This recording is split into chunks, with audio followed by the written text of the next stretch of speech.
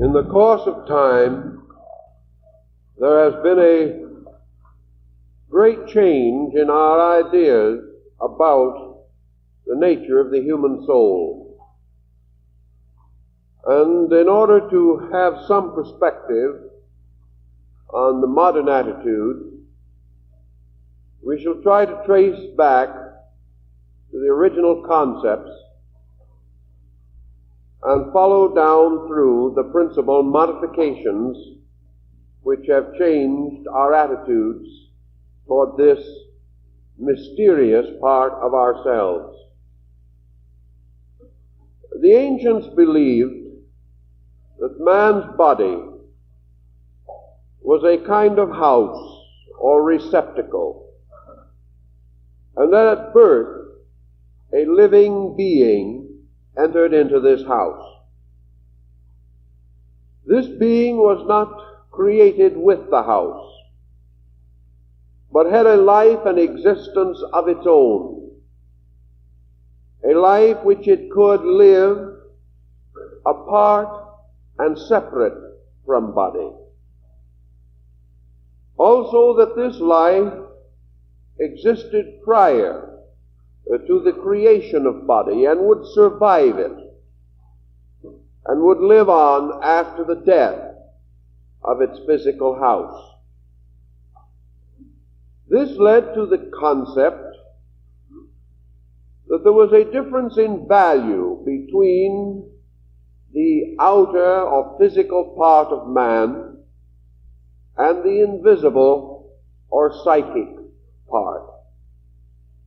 The body was less important because actually it was only a means of communication between an inner principle and the world in which man materially exists. Just as a person, if he found his house was on fire, would run out and save his life rather than perish with the house, so life became more important than any house that it inhabited. And the emphasis was upon the possibility of cultivating and improving the inner life of the individual through material existence or experience. This belief that man lived through a body or in a body, but was not a body primarily, has of course contributed a great deal to our ethics, to our morality, and to our spiritual approach to living. If this being in the body was the real person, then naturally this being within should control the body, and the psychic nature should dominate the material nature in all matters of importance and leadership.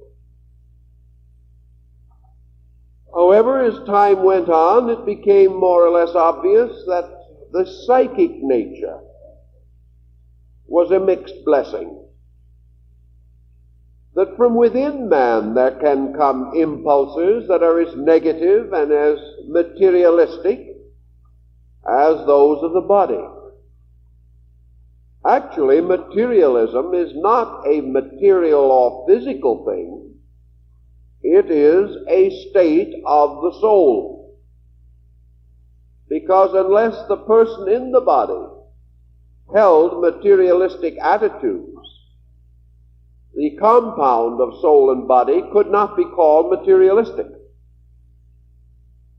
By degrees, therefore, also, it came to the conviction of ancient thinkers that practically everything that we regard as physical has its source and foundation in a psychological state. This does not mean that physical conditions have no existence, but it means that our interpretation of them, what we do about them, and the kind of a world we build because of them. These are all strongly psychological. That the grass should be green and the sun should shine and the rain should fall, these are facts. But this civilization that man has built, this strange involved way of life, these customs, traditions, policies, attitudes, our economic theories, our political theories, all these things are not part of nature. They are not part of the great universal diffusion in which we exist. They are not imposed upon us by the dictatorship of space. All these great institutional motions come from within ourselves. Therefore, the fact that we pay rent, and the fact that we like certain kind of furniture or wear certain kind of clothing, all this is due to our psychic nature and not to what we term inevitable realities. Now, we may say that without some kind of psychic pressure, man would have remained a savage forever. That might be true. But of course, there is no creature without some kind of psychic pressure. It follows necessarily that the kind of pressure that is exercised by the inner life tells us the direction in which large motions of society will trend, and also the directions in which personal character will be gradually intensified and matured, or modified and changed if our own attitudes are amended. Thus, to the original idea that the soul was a living being moving into a body, there came modifications. What kind of a being moved into body? In this there is still some uncertainty. It is obvious that we must judge, in the case of man, the nature of his soul by its attributes, by the qualifications which it manifests, by the way in which it acts. Now, if we are to judge, in the case of man, that the quality of his psychic nature is determined by the impulses and pressures which this nature exercises in his objective life, we must come to the conclusion that the human soul is far from perfect. That this psychic life of man is also a growing and maturing thing. That this psychic life is under the laws of evolution. In fact, that what we call evolution for man is very largely the growth of his psychic life, producing as a consequence the apparent changes in his bodily structure. The evolution of form is due to the evolution of life within form, where it is this life which stamps itself upon form and causes the body to gradually develop into the likeness of the psychic pressure behind it.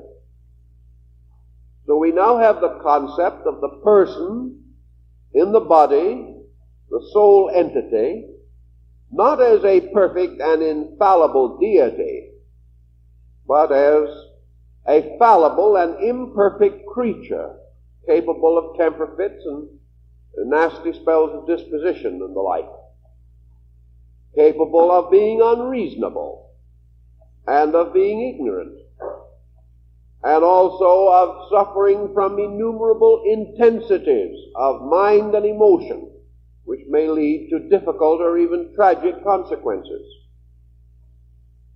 Still, however, we recognize this entity in the body only rationally. The soul exists because man finds it necessary to explain the mystery of his own subjective life. He knows there is something there. And so by the study of the attributes and manifestations of this thing that is there, he seeks to identify the nature of something which is exceedingly intangible. Gradually in this pattern of thinking also, the theological factors began to appear. The ancients believed, certainly many of them, including the Greeks, the early Latins, most of the Asiatic peoples, that in some way man was made alive by the presence of a spirit within him. And in Genesis it says that God breathed the breath of life into man. Man became a living being. Now this breath of life, this divine breath, the ancients usually regarded as a symbol of spirit. And the question arose, is the theological term spirit identical with the more or less philosophical term soul? It cannot be if we wish to be formal in our thinking. Because if the soul is the Spirit of God in man, then we are confronted with a most embarrassing situation. The Spirit of God in man can become sick, can be extremely unpleasant, can cultivate a variety of vices, can lead the individual to such intensities as hate, or extraordinary passion, or hysteria.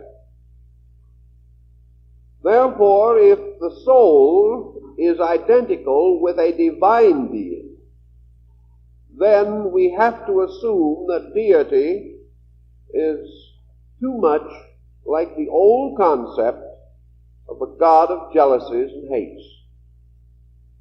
Nor can we assume that that which is bestowed by God could be wrong, or could be fallible, or could impel us ultimately to destructive action.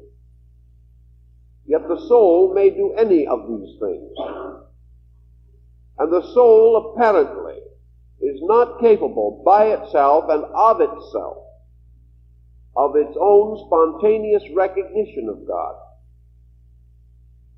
Therefore, we must question the possibility of the soul and the spirit being given the same general term. The Bible tells us also in one place that the soul that sinneth, it shall die. In another place it says, but the spirit shall return to God who gave it. So I think we have to assume that by spirit we mean the primary and eternal life principle, that by which man becomes alive, a living thing, a living being, and that this spirit manifests most immediately through our experience as vitality, as the tremendous energy by which all other things are accomplished, and that the God in man is a very recondite thing, hidden, deeply removed from our immediate observation, and perhaps primarily responsible for the simple fact, I am. That is, I exist. Consequently, the soul has more to do not with existence, but as qualitative expression of attitudes and feelings. The soul seems, therefore, or the psychic self seems to be the source and root of disposition, of natures and qualities. And from the soul we gain a conditioned kind of life. And according to the Greeks, the soul itself consisted of three parts. One of these was termed the animal soul, which according to the Greeks verged constantly toward identity with body, to become what we might term the appetitive soul, or the soul that is forever seeking satisfaction through gratification. This is the soul which we consider intensely personal and very often profoundly selfish. Then there was a second part of the soul, which was called the rational or human soul, that was seated in the middle distance between extremes. And this soul, focusing very largely through the mental-emotional complex, is the soul which causes the human being to be like a human being rather than like anything else. Therefore, it is the soul of the unique humanity in man, the soul by which he is neither God nor beast, but by which he progresses and advances those concerns most natural to his kind.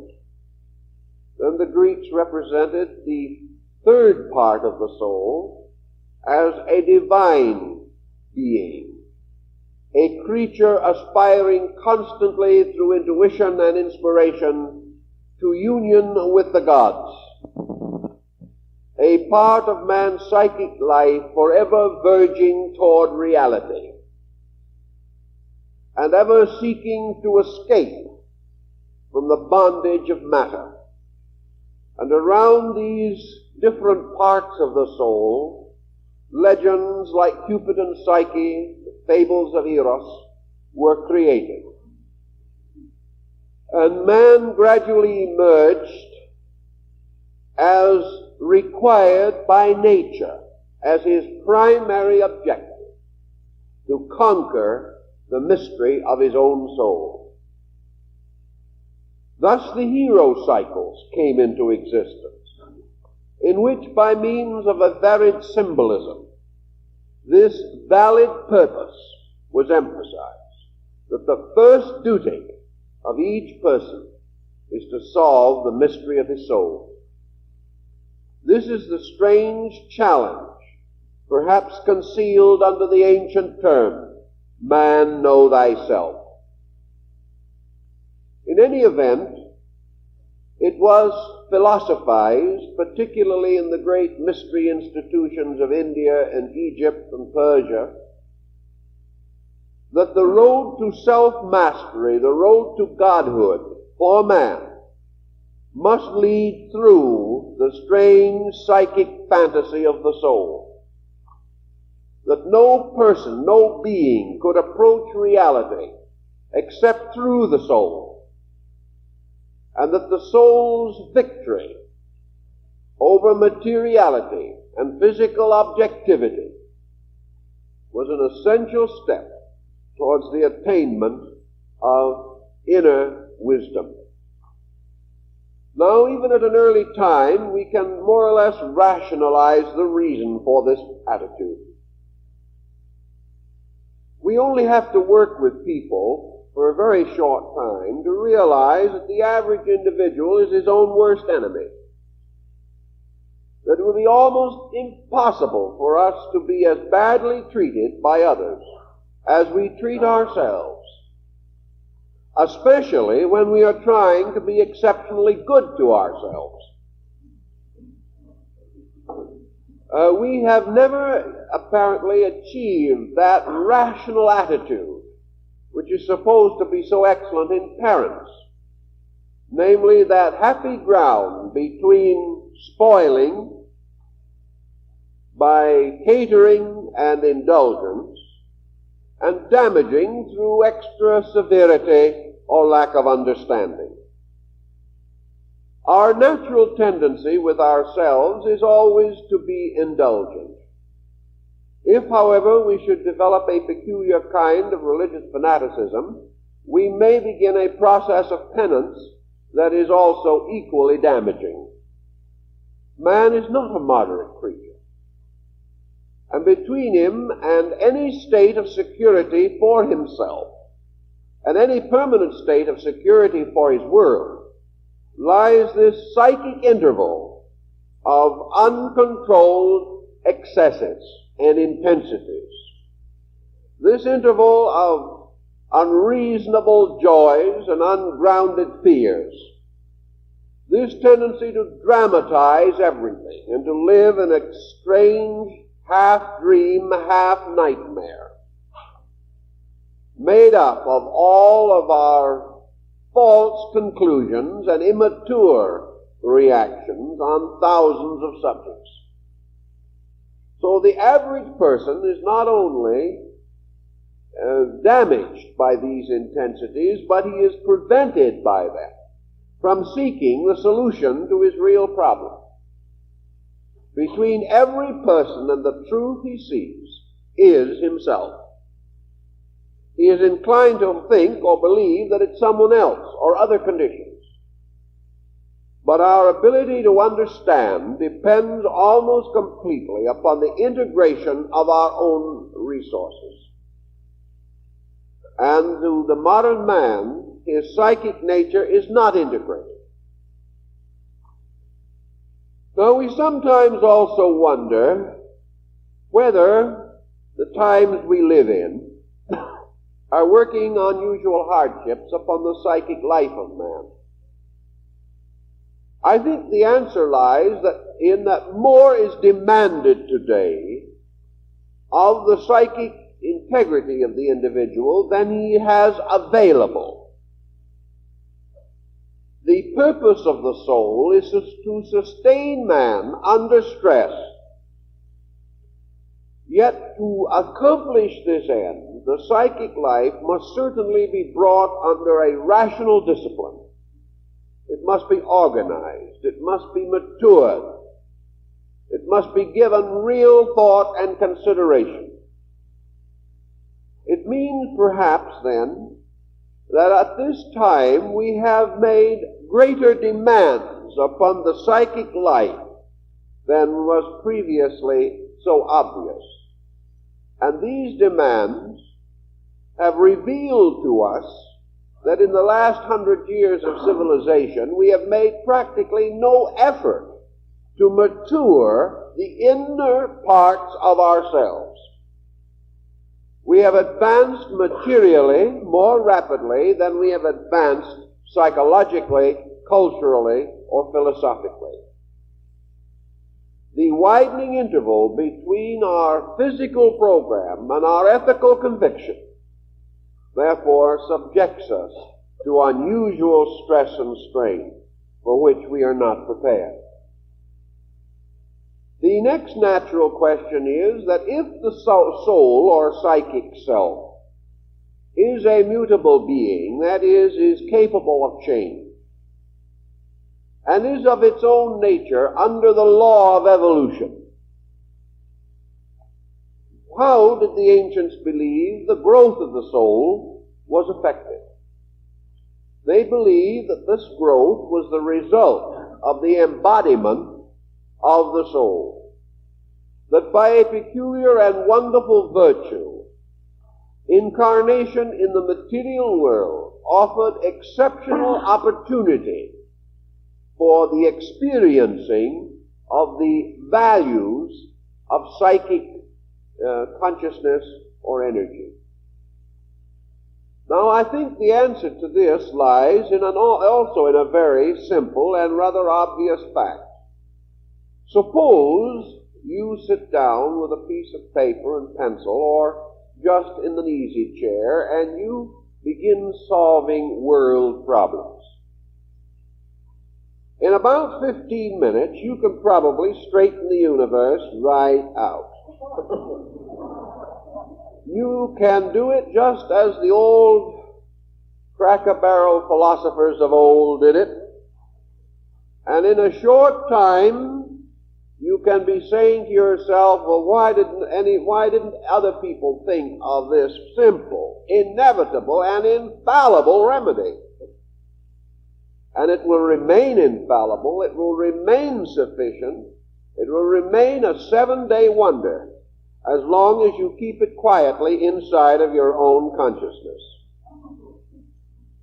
If, however, by some emergency you should try to use it, if you should set to work with it and try to make this simple formula work, you would realize that the ages have been trying to do this very thing since the dawn of time, but nothing happened.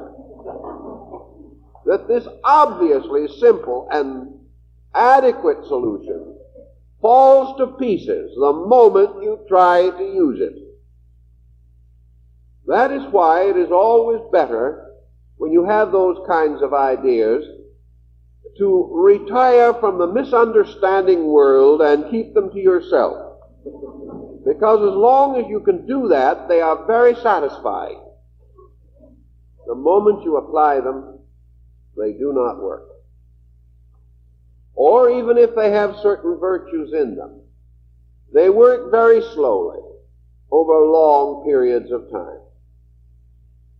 And as most of these solutions, along with innumerable other dreams and hopes of mankind, arise within the psychic nature, it is rather evident that if man lived only in a kind of psychic internal trance, subsisting forever in his own world, then his feelings and his thoughts would always be the truth. That there would never be any way of proving or testing, and the individual would never know whether his emotions were fair or foul. If he has a psychic nature that is deranged, he can retire into it today and lose complete contact with the world around him. But under these conditions, he neither grows nor changes. He neither accepts nor rejects. And psychologically, he's in a state of suspension. A suspension which of itself is not particularly profitable. So the psychic life of man might cause him to come to all kinds of abstract solutions to every conceivable problem. But the facts, the proof, the experience would not be there, not be available. So nature in its wisdom has decreed that the emotional and psychic growth of man should be geared to a sphere of action, a kind of laboratory world in which each individual has the right to test and to try and to learn from experience that which is good. This experience, recorded by the memory and preserved within the records of the psychic nature, gradually builds up a body of wisdom and of understanding and of experience itself, by which man gains a reference framework for future building and learns how he can, by degrees, grow because he possesses a continuity of experience records. Now, this might sound as though it was the answer to everything, and why don't we all start writing and grow? That would be all right if we could convince man of what he is trying to grow to become. Each individual, however, suffers from a series of psychological pressures, and these have come out into society as vast organizations. And even the spiritual quest of man is no longer recognized as a one-purposed activity. So in Christendom we have 500 different sects, each trying to convince us that it has the best way to achieve the spiritual quest for man. In other parts of the world we have a much greater number of divergent opinions. We have many systems of philosophy, and now many schools of science, and even psychology is gradually dividing into innumerable systems each with a point or a particular or a concept about some phase of this important subject. So man, instead of being able to attack the growth of his soul with a solid purpose, cannot even decide with certainty upon a definition for the soul. Nor can he decide immediately what the soul wants or what it needs, nor again how the best way may be to give it what it wants or what it needs. And perhaps most of all, the individual has never learned that the soul may require discipline and that it may have to be prevented from certain actions, and that these preventative measures perhaps must involve intelligence, courage, resource of various kinds, and strength of character. With all this involved problem, we begin to recognize that perhaps we must approach education on two levels: physical and psychological, or body and soul. I do not think any of us would try to take the audacious attitude of trying to educate the spirit, but that the soul and body need culturing is practically a foregone conclusion. So in the education of man, actually all education, theoretically at least, must be achieved by the soul, with the possible exception of certain physical rudimentary habits which become automatic. But geography and history and politics and all these things relate to the sphere of the soul. And so education cultivates the soul in relationship to body. It tells us what we expect the soul to contribute in order that the body will be successful. In other words, we take the soul and we make a clerk out of it. We use the mathematical powers of the soul in order to keep our bookkeeping straight. We use the artistic powers of the soul to dress a window or to prepare commercial art. Or we use the memory of the soul in order to remember the economic records of our organizations. The soul is in this way employed, more or less, by the body. Actually, however, the soul gets into this particular situation a little because the soul, in turn, uses the body as a means of gratifying its own materialistic instincts. The body doesn't want the extravagant things that we buy. The body would prefer to live very simply and back to nature. The body of man would probably be happiest under a tree somewhere. Nearly every other thing that we want or desire is the result of psychic pressure. The desire to be more opulent than our neighbor is pure psychic pressure. Our selection of nearly everything is impelled by the desire to gratify instinct, emotion, impulse. And these are psychic circumstances. But we can perhaps borrow the Greek theory and say that we have made a package out of the animal soul's partnership with body. Therefore, that we are using primarily those lower parts of the soul which verge toward matter and become its animating power. And in these parts, of course, are the fantastic attributes, the particularly stressful, emotional, and amatory, and the negatively critical lower mental. These together constitute a fair picture of the way in which the psychic energy is used in a great number of persons. Now, they may overcome part of these criticisms, but the instinct is still strong. They may never say the unkind word, but they are still quite capable of thinking it.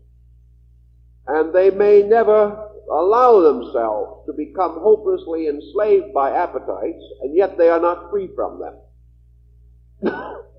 So these parts of the soul together unite with the body to form what we commonly know as the personality. Because we are interested only in those parts of the psychic nature which have some direct bearing upon our material objective existence. The partnership of the psychic and the material constitute the basis of our appraisal of what a human being is. And we are very much less interested in his intangible, impersonal relationships with some abstract principle or power. This, of course, leaves the central or human part of the soul to be considered. And here we have a natural tendency in man, a tendency which seems to me expresses itself in the uniquely human institutions with which man is most associated. Institutions originating from hope, faith, and charity. Institutions which have to do with the conscious cooperation of beings, moving by decision into a state of human relationship. Therefore, perhaps the human part of man's psychic life is best expressed by civilization. I don't mean any particular selfishly dominated example of civilization, but civilization in principle. The principle, as Cicero defines it, of men dwelling together in a cooperative state. Cooperating not because of instinct alone, but because of conscious recognition of the importance of cooperation as a virtue in human conduct. This more or less reaches the human level of the soul, the humanity of which the Greeks so often spoke, dividing the soul as they did into these three parts. They also recognized a division about which Plotinus has left us a few words, namely that an individual who lives a purely animal existence is a beast in the world of men, and an individual who lives a purely human existence is a man in a world of beasts. But those who ascend to the contemplation of divine matters, such are men in a universe of gods, and also gods in a universe of men. It's an intricate statement, but at the same time it conveys a general symbolism. So we then go on to consider the relationship of the individual to what might be termed the higher psychic parts of his nature. Those parts which verge naturally and inevitably toward the divine, by which the individual is elevated into the most sublime and sublimated expressions of consciousness. Here we have psychic creativity. Here we have the sphere most often associated with great art, music, sublime religious concepts, wonderful profundities of reflection, meditation and concentration, contemplation of values. The moment the individual begins to expand or enlarge the higher psychic phase of his own life, he begins to explore the universe that lies within him and begins to make available the resources for contact between himself and the larger universal mystery of life around him. Therefore, it was written of old that the upper parts of the soul are the bridge between man and God, even as the lower parts of the soul are the bridge between man and body. And that we must all pass back and forth upon this bridge, but that we should not loiter or linger too long thereon. Thus the soul also begins to take on its position or its meaning or its significance as intermediary between spirit and body. And when we consider man as a triad or a trinity consisting of spirit, soul, and body, the soul becomes the middle ground between the two extremes, therefore the reconciler. And without the soul as a middle distance, the ancient Kabbalists believed that spirit and matter could not meet, and that wherever they meet, it is because of a psychic intermediary that exists in nature, and that this intermediary, like the hypothetical ether of science, which unites energy and matter, is required to explain how pure life can become involved in the absolute negation of form. So in any event, we have a triad now of 3 degrees, spirit, soul, and body.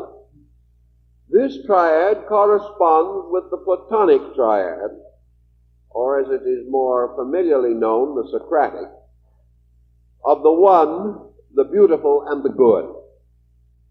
Obviously, the one would represent spirit. Perhaps less obviously, the good represents matter, because matter is the source of experience. And as Socrates says, experience is the greatest good.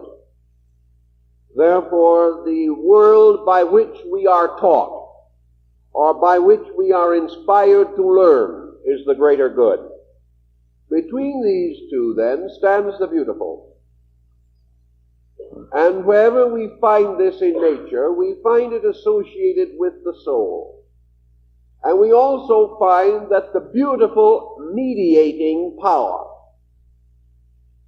representing the psychic life of man, stands in nearly every theology behind the concept of the personalized Savior divinity.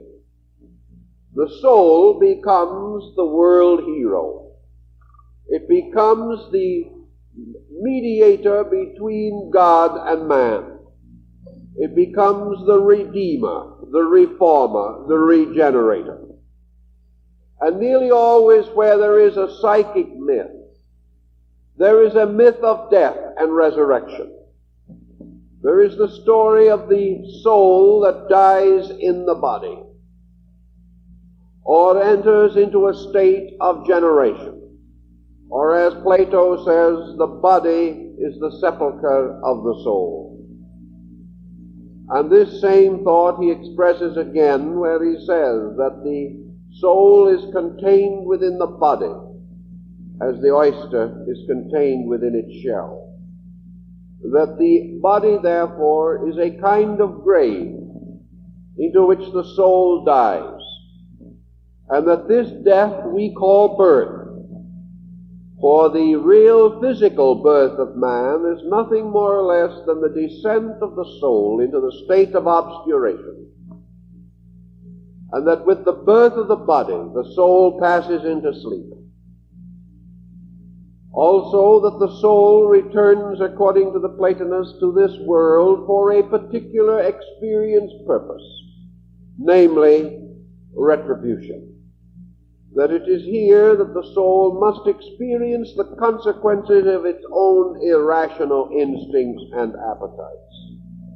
And because this is the place where what we do returns to us in the term of consequence, this is properly called Hades, or the land of Dis, or death. And actually, this is the perdition which was symbolically blazed by the ancients. The place of our own inevitable compensations, where we must reap as we have sown. The soul then, coming into obscuration and being born into the material world, passes into sleep, drinks of the waters of Lethe, and remains unconscious of its own state until it is gradually released through the growth of body, achieving its principal impulse toward release at the time of adolescence, where it becomes the unseasoned and unrealistic ruler of the growing personality, presenting the life often with excessive problems. This soul going on through material life, comparatively neglected by the individual, grows only by such accidents and incidents as it can define or discover for itself. Only one person in 100,000, perhaps, would actually make a conscious provision for the improvement of his soul. The soul grows merely because man experiences. And man's experienced growth is also because the soul does grow. So by whatever means possible, without intent or plan or purpose, the soul gains certain experiences. It also passes through certain suffering and misfortune, and finally comes to the maturity of itself within body, according to whatever advantages or disadvantages have been available to it. Because it has never received any actual cultivation, the evolution of the soul is not rapid in the life of the average person. And while his body passes through many stages of maturity and age, the soul very often never passes beyond the state of adolescence. This means that the normal maturity man needs for his security is not always, in fact seldom, available to him. What is the reason why man's difficulties involving the soul become so intense in his life? The Greeks believed definitely that the powers or psychic energies of the individual are largely the result of habits. That habits in turn are the perpetual restatement of attitudes until this restatement and its consequence becomes automatic.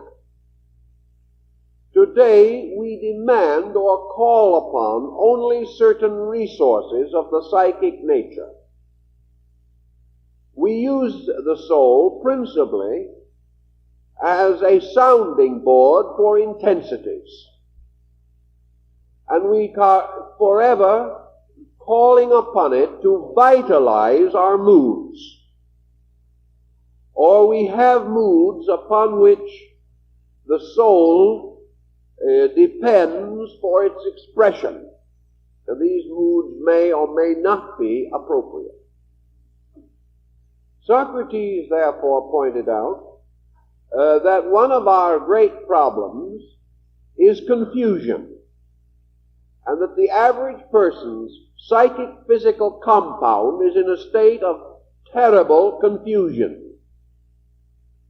Confusion because the person himself is totally confused, as everyone must be, who does not know where he came from, why he is here, or where he is going. Confused because he has superimposed upon the essentials of life a wide diversity of unessentials and non-essentials that have become so pressingly significant emotionally and psychologically that they are more real than reality itself.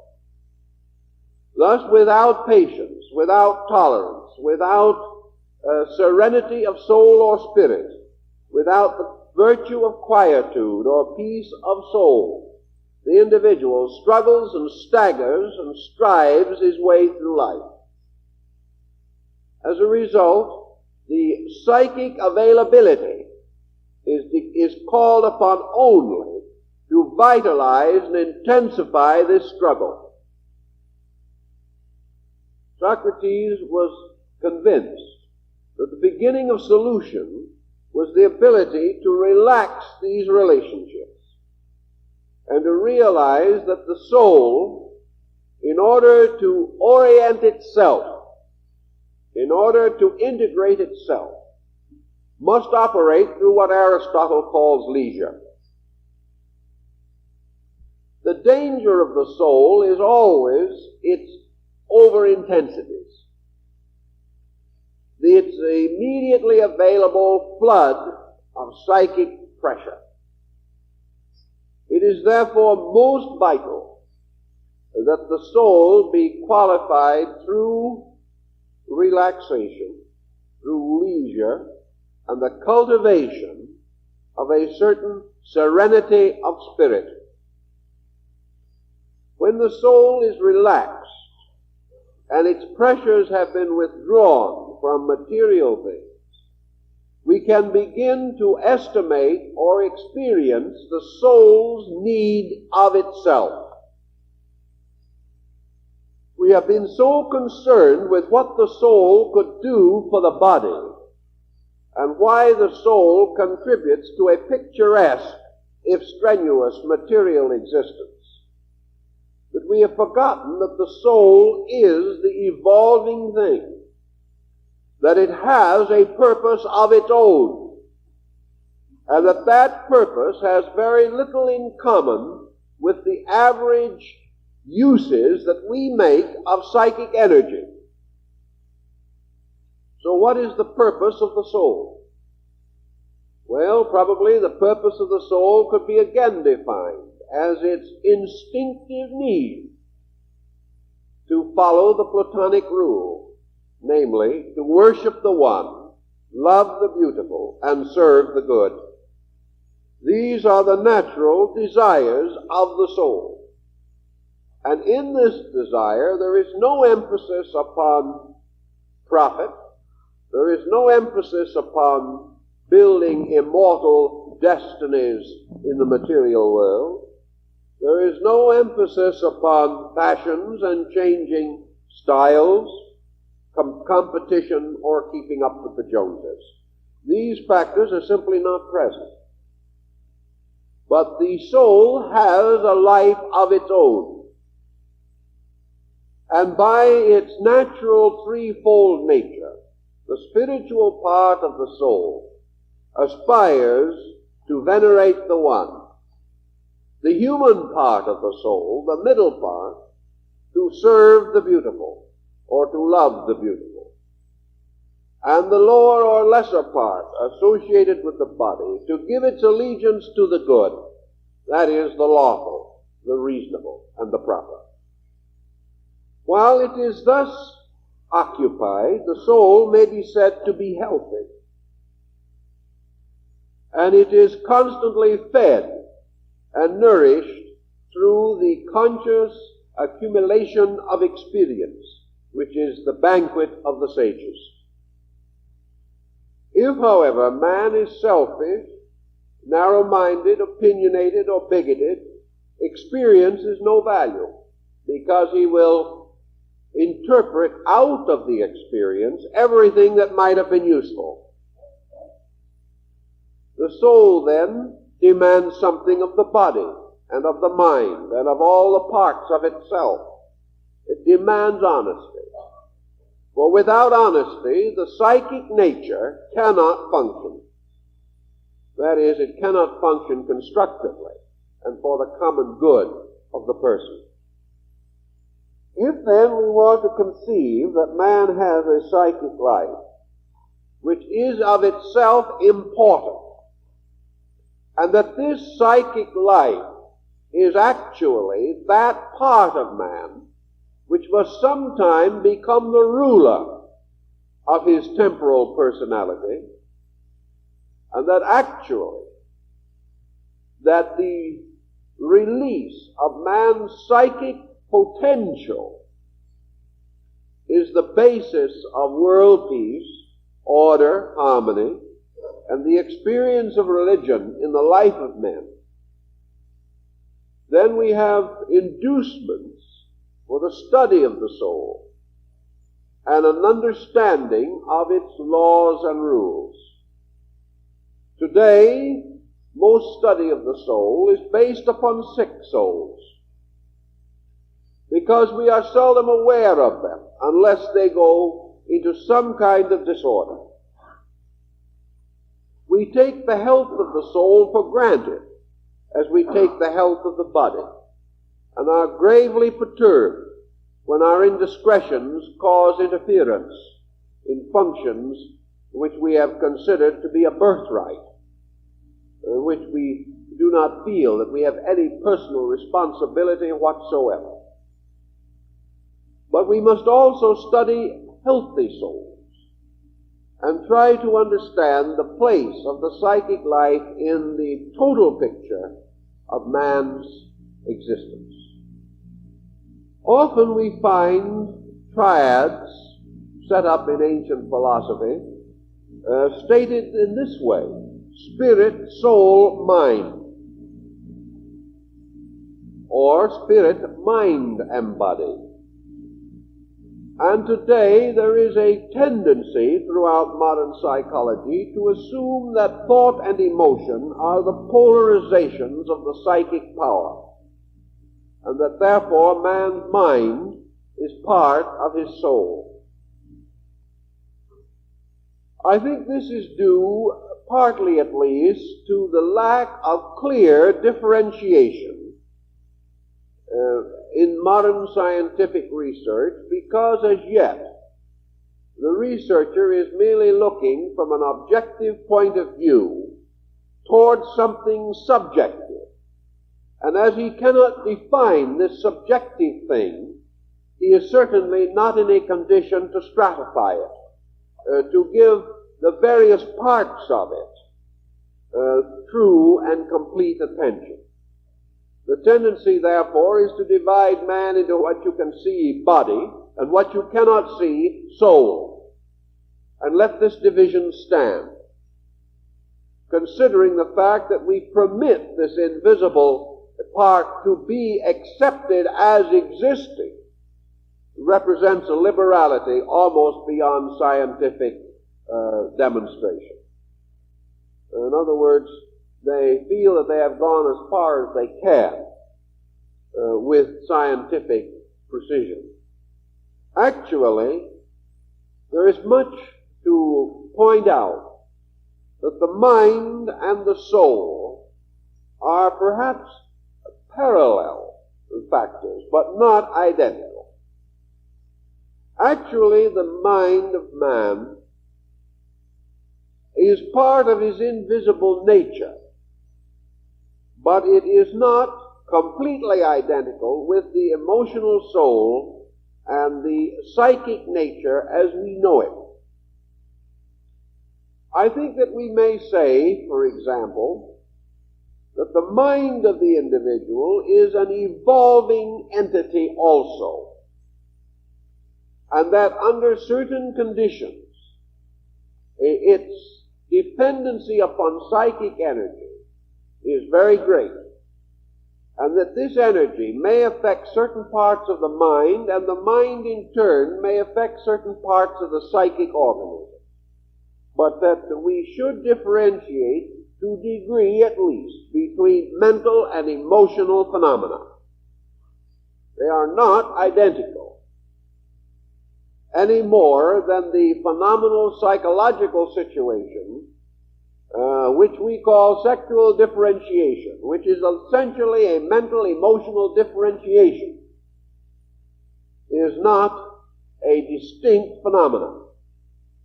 And that therefore, if we wish to take the attitude that the soul is polarized, that it therefore has a rational and an emotional polarization, we should certainly examine the two groups of phenomena with the full recognition that they have a kind of independent existence. Our greatest problem today is the psychic intensity contribution. We have learned, for example, that the mind, if we wish to call it the physical positive polarity of the psychic energy, that the mind is a comparatively impotent creature or being or entity unless it is dramatized or vitalized by emotional energy. Therefore, that emotion leads thought. Thought does not lead emotion. Thoughts do not kill emotions in most instances, but most times emotions kill thoughts. The power of emotion is very much greater. And there are very few people who think continuously or even for long periods of time simply from the pure instinct to think. One individual said, "I have never permitted my emotions to become involved in my thoughts." And you ask him why he has not permitted this. He said, "Because I enjoy thinking."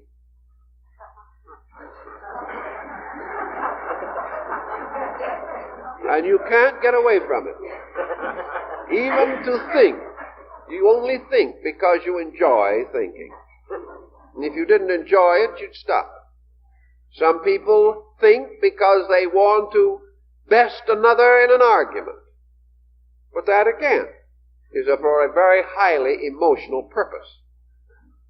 And this cold, clammy kind of pure intellectualism that we read about is practically non-existent. In fact, you can't find it.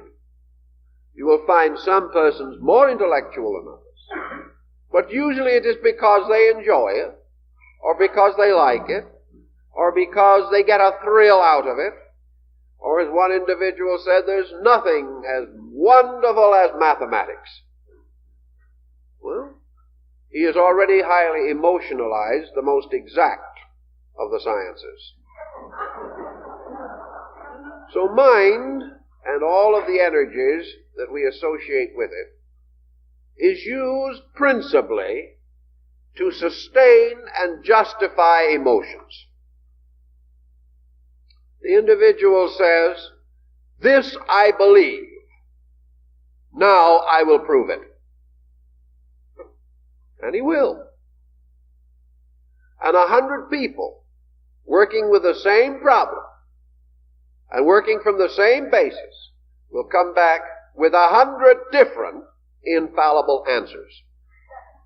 Because each person will prove not what is true, but what he feels, what he has preconceived to be the inevitable answer.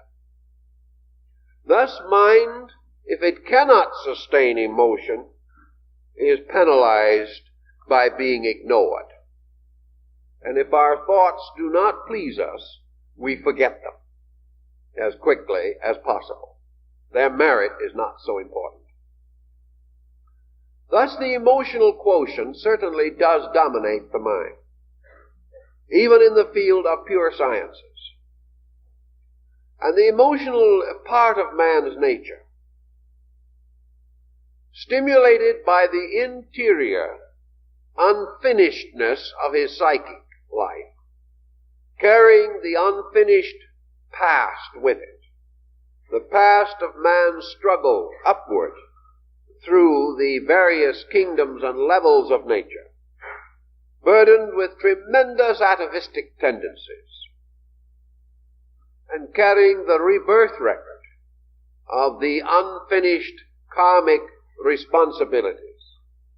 This psychic life moving into embodiment and coming gradually in contact with another pressure, the tremendous external pressure of environment.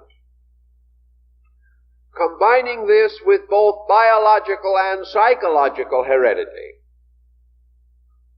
we find the average person locked in a conflict for which he has no ready and immediate solution. Religion comes forward then with itself and its purpose, and emerges as medicine for the soul.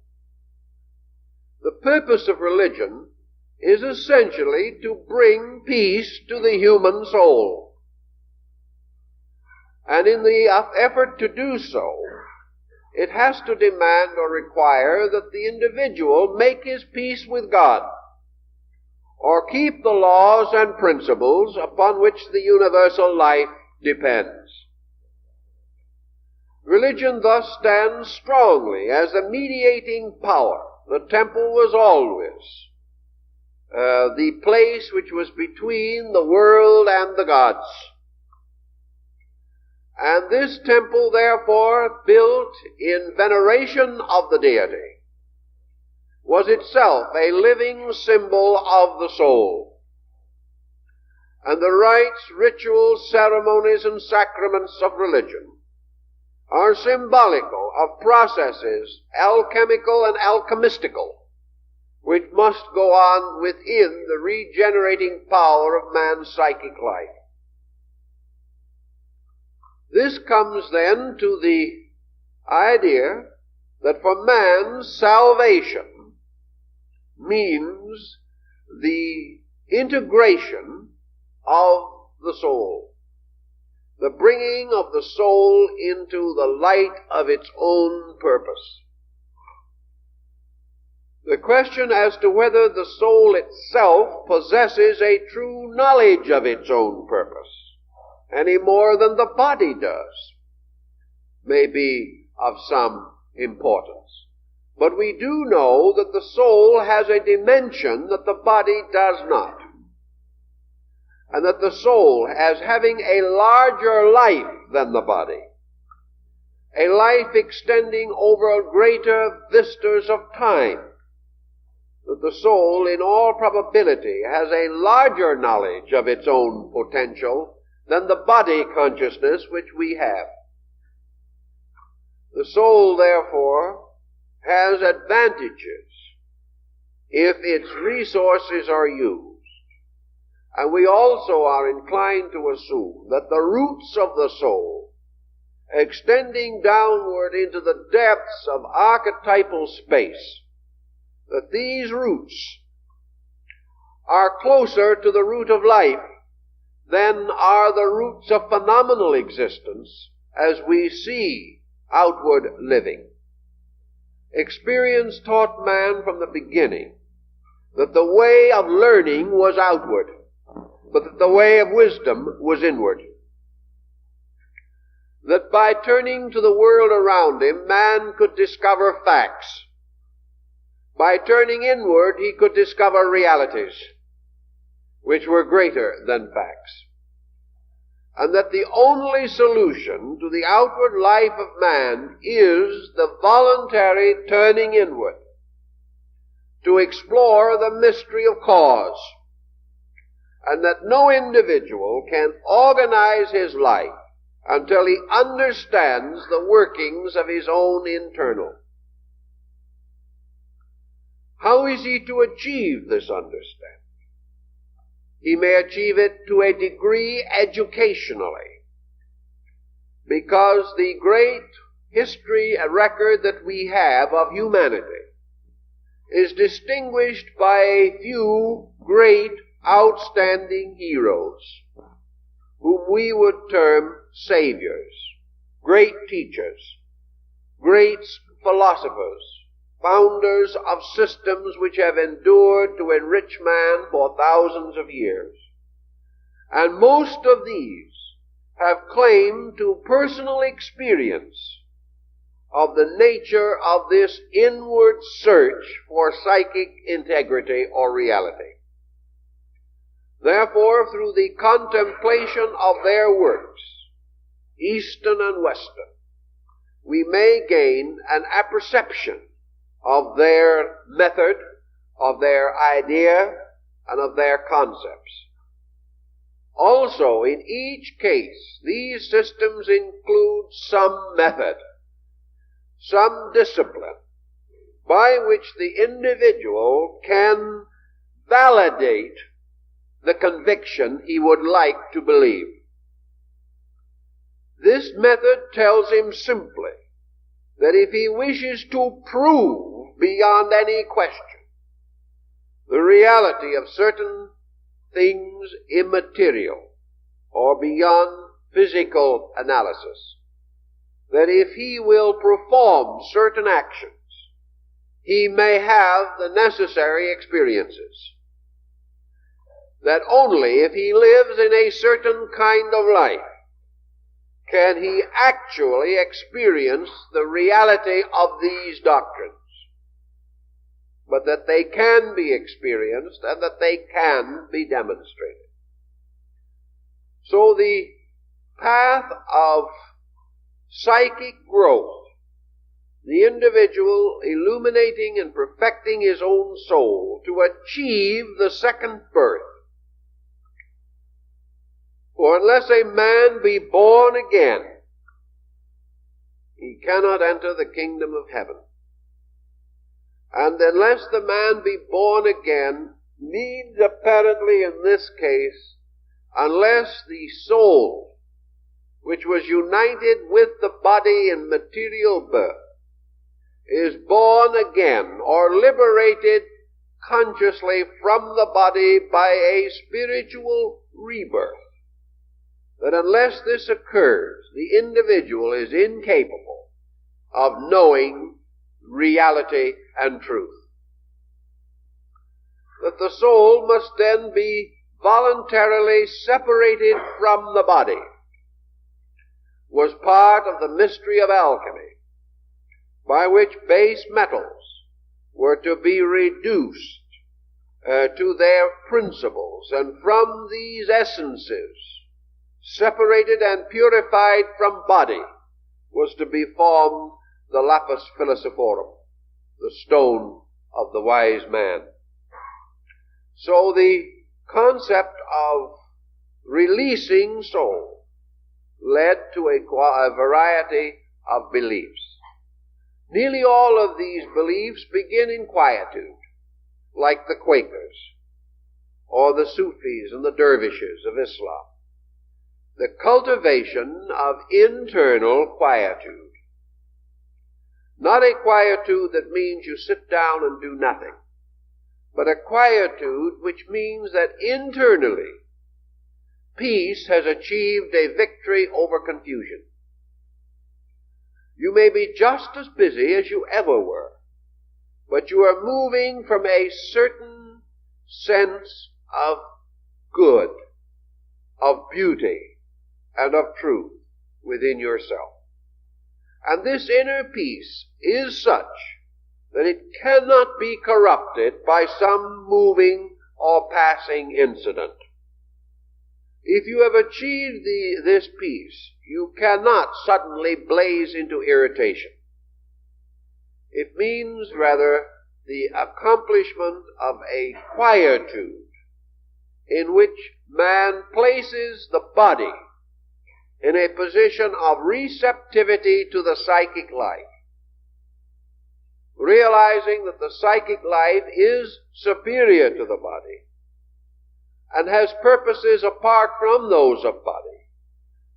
The mystic attempts to give the soul supremacy over body, and does so by quieting the demands of the objective life and all of the bodily materialistic implications.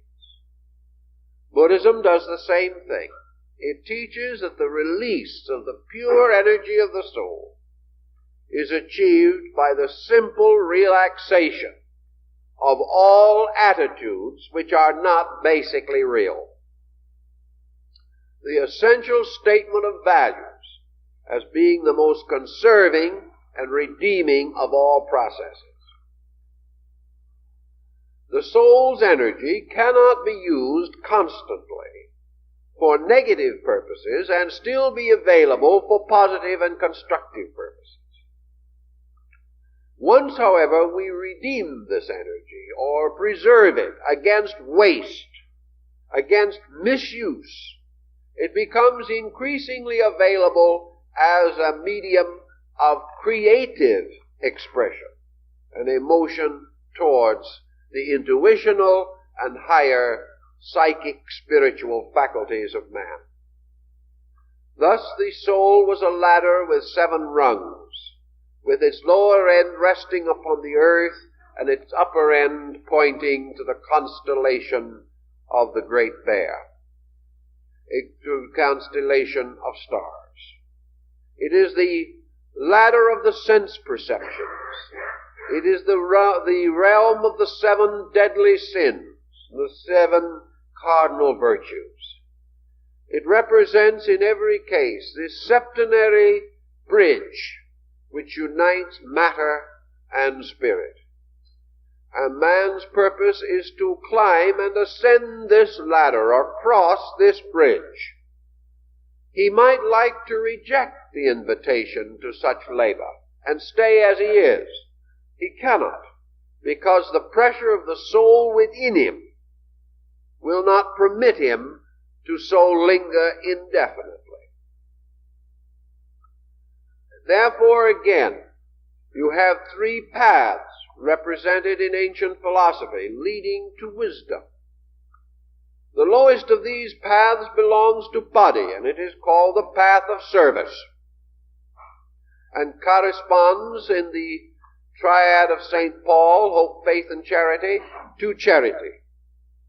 But we have misused the word rather badly, because the original word, which was translated charity, means love, rather than merely bestowal of goods. But service represents man's visible means of expressing his religious instinct. His love of the beautiful, his adoration of the archetype of sublimity, corresponds very closely with his true psychic existence. Beauty, as the basis of organization, resides in the soul. It is because of the soul in man that harmony, beauty, tonal organization, poetry, literature, sculpturing, the dance, all of the arts have come into being, because the arts are man's interpretation of the lawful, and man's experience that the law is beautiful. To the average individual, the laws of nature, like the laws of man, are hard, cold things. But to the wise man, the laws of nature are the most beautiful of all things, because they are forever streaming from the one toward the good, and bestowing and fulfilling the works that are necessary. Man's ability to recognize the universal plan as the most beautiful of all things in nature rises from his ability to integrate and organize his own psychic archetype. Plato tells us that the soul is the most beautiful and symmetrical of all geometric solids in nature. In other words, the soul is a magnificent, perfectly balanced mathematical formula. It is complete order without asymmetry, complete equilibrium, balance in all things, subject in nothing to either privation or excess. being in itself forever sufficient to itself, and being of the nature of an enduring power, and possessing the immediate attributes of a deity. Thus the soul represents, in a way and in a sense, creation in total. It represents the complete emergence of all things from their eternal and inevitable roots. The perfect soul is the flower blooming upon the tree of life. And from this soul flower will ultimately come the seed of the new generation and of the new order of life. But recognizing the soul as a perfect flowering within man, that it is a mysterious proof of all that man has previously experienced, that the soul, like the lotus, has its roots in the darkness of the slime of the primordial Elos, that it rises finally into the light and turns its beautiful blossom toward the sun in adoration, finally opening its petals and revealing the golden heart, the symbol of the 1,000-petal lotus of man's psychic life. The fact that all of these things are represented in the soul nature tells us that it profit man's little if he gain all other things and shall lose his own soul. That the individual's human existence is different from that of the brute, largely because man may choose to live and to develop and to mature the psychic attributes of his nature. If he so decides, he then begins to mature his inner life, placing certain concepts and patterns primary within his nature, and feeling the importance of the ministry of beauty in the service of all other things around him. As he really matures inwardly, therefore, he relaxes.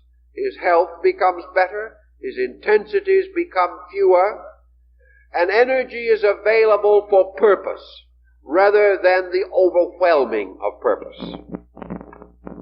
As the psychic life has a chance to grow and mature through the building of experience patterns into its own nature, it also draws out from its depths those oracular truths which the soul has made available through the long evolutionary growth of its own nature.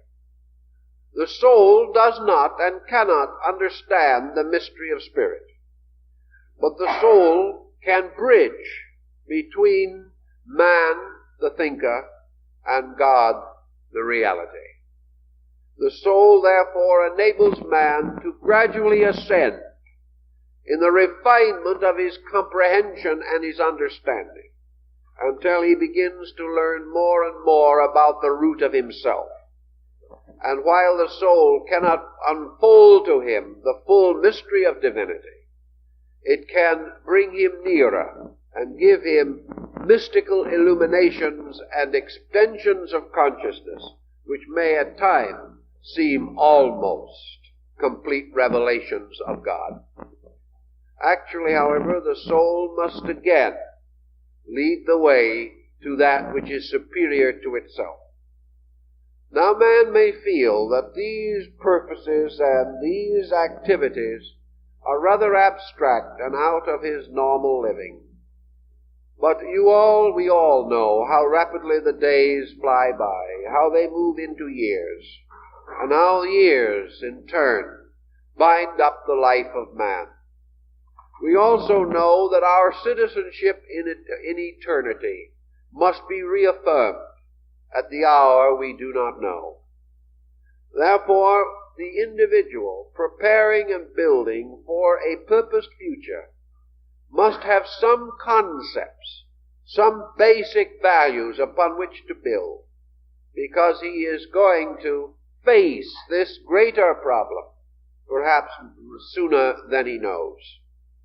It is therefore not well to be nostalgic or to be melancholy over these things, but to think about them constructively and to recognize nature's eternal providence in providing us with a magnificent machinery of our own immortality, that we have a life that will and does survive all change and goes on to the fulfillment of itself.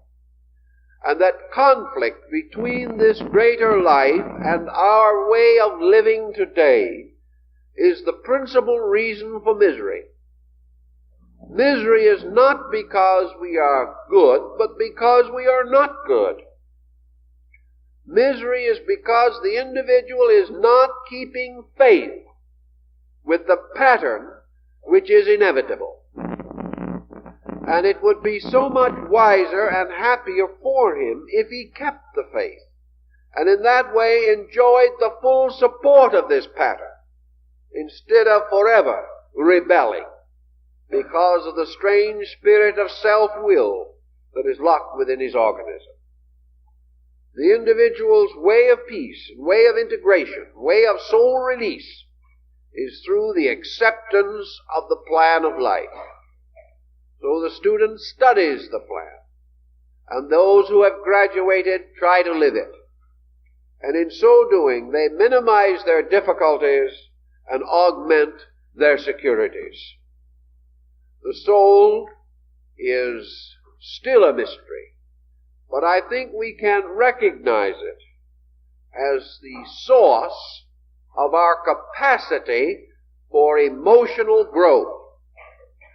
And that emotional maturity is summed up in the simple concept of universal love and universal brotherhood.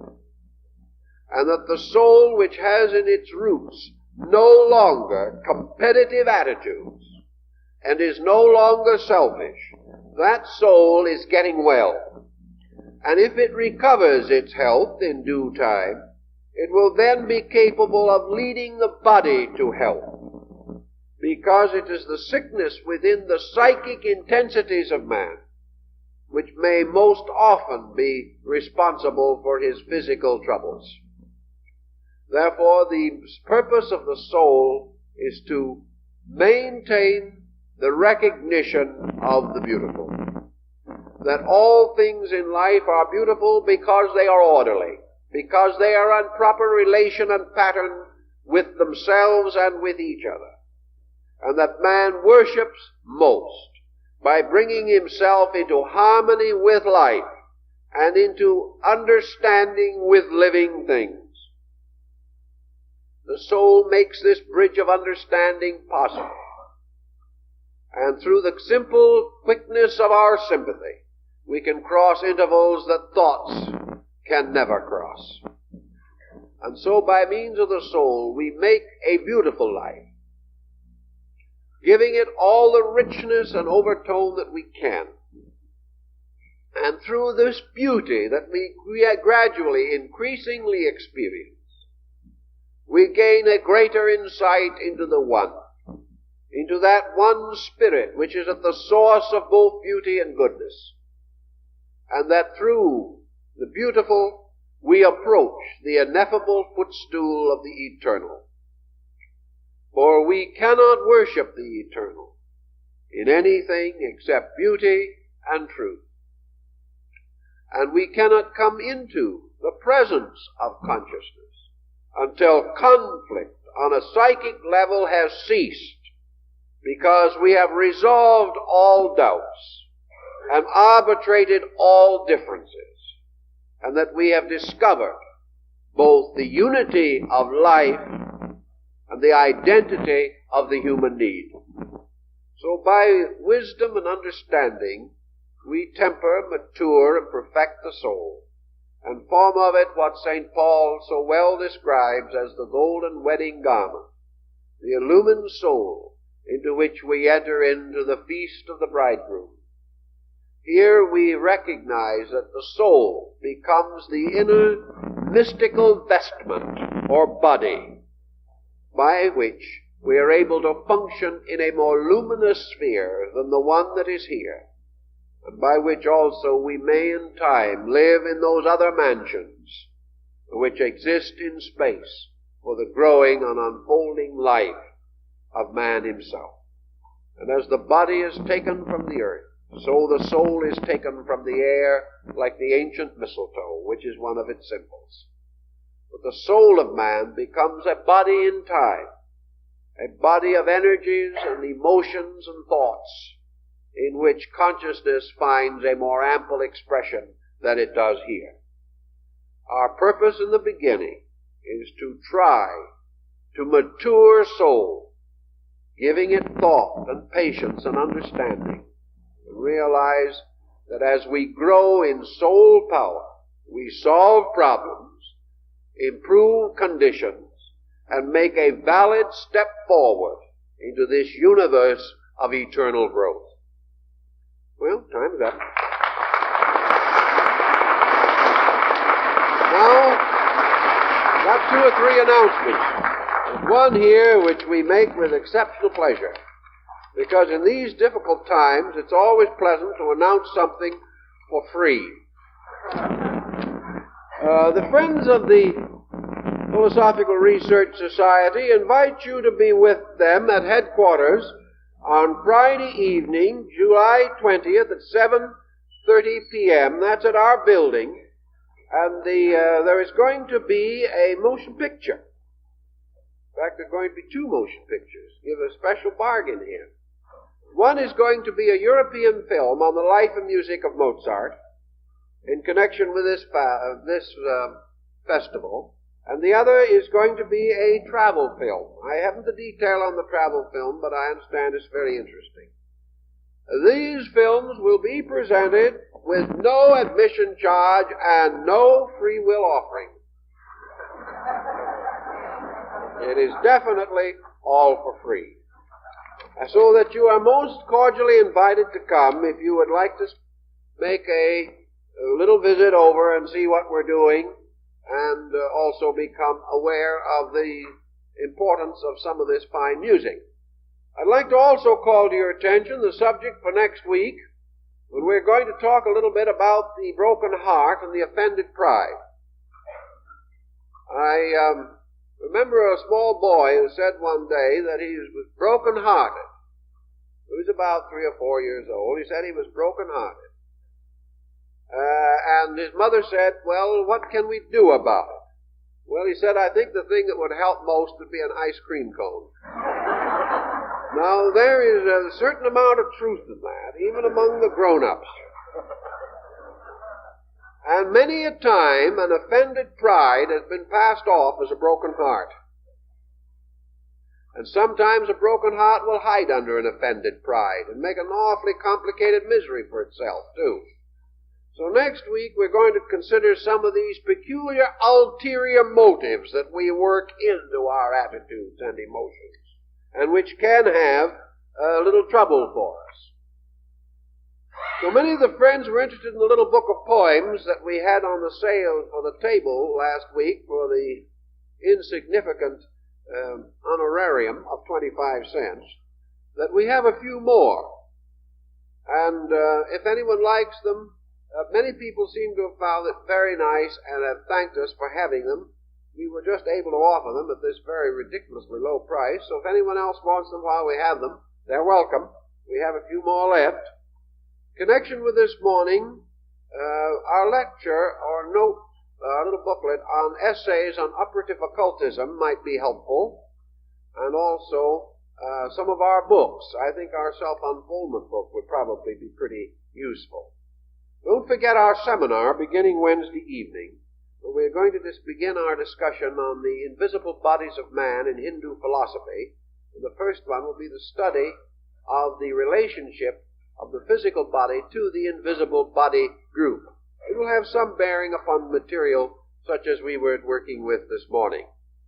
Also, we'd like to call to your attention that the festival at or the special concert at the Bell Club, the Mozart Festival Music, will be pretty soon now, And we suggest that if you're interested in attending this outstanding musical event of the season, which we are sponsoring in co-sponsorship with the Consul General of Austria, that you secure your tickets this morning while a good selection is available. As you know, the income from this concert above the actual cost of its production, and the artists are all accepting only a token remuneration. That everything above cost goes to the building fund of our society. So we hope that you will, if possible, attend this concert. And we hope to see you, a good many of you, Wednesday evening, and the rest next Sunday morning, when we'll try to save everybody from broken hearts and all that relates thereto.